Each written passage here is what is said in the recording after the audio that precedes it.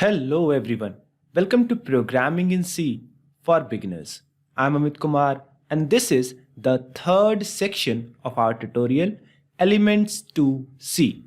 In this section, we are going to deal with following tutorials. Tutorial 10, Introduction to Tokens.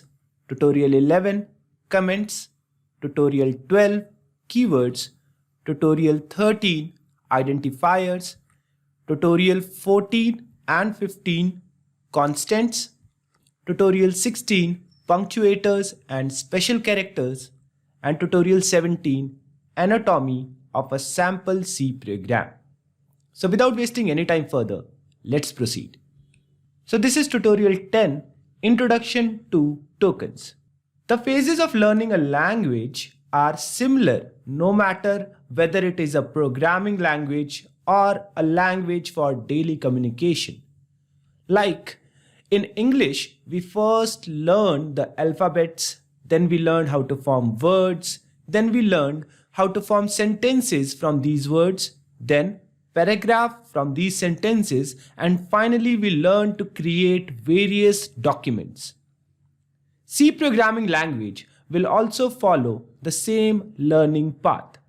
First of all, we will learn character set, that are the set of characters supported by C language. Then we will learn about tokens, which are equivalent to words in English. Then we will see how we will form instructions from these tokens.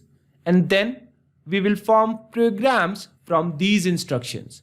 Once we learn how to form programs, we can definitely create software out of it.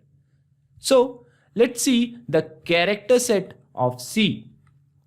Now C language supports a wide set of characters.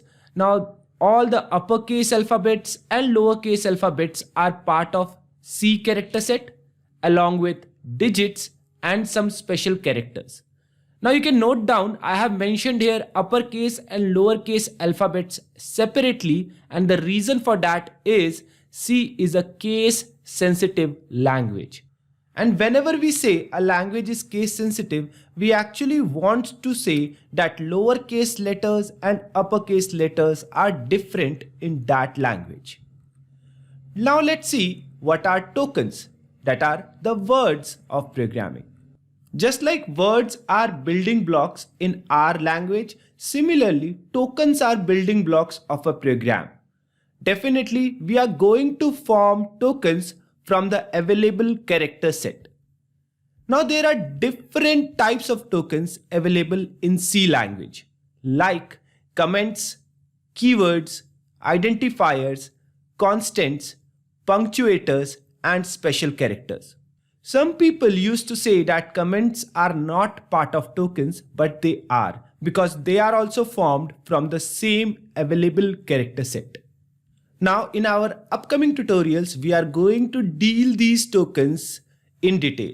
So that's it in this tutorial. Hope to meet you in the next video tutorial. Till then, thank you and happy programming.